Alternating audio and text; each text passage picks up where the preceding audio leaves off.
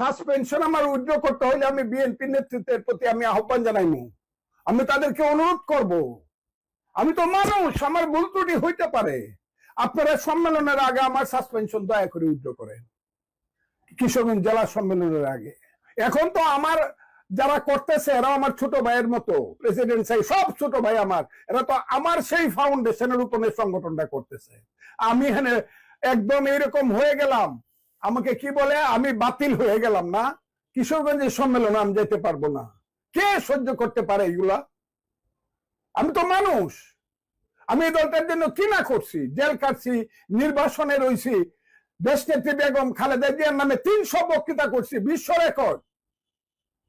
দেশনেত্রী খালেদা জিয়া তখন আমার নেতৃত্ব তখন সুস্থ, উনি শুনে না, জানে না এটা, কিন্তু বিশ্ব রেকর্ড। আমি ওনার নামে 300 বক্তৃতা করছি।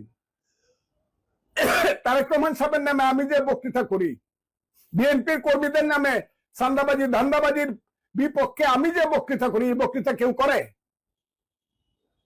একটা কথার জন্য আমাকে করে 3 মাসের জন্য কোন ধরনের চিন্তা না করে এক্সপ্লেন করে দিচ্ছেন, আমি খুশি হয়েছি। এখন তুলেন, আমি এটা অনুরোধ করি আপনাদেরকে তুলে দেন সম্মেলনের আগে।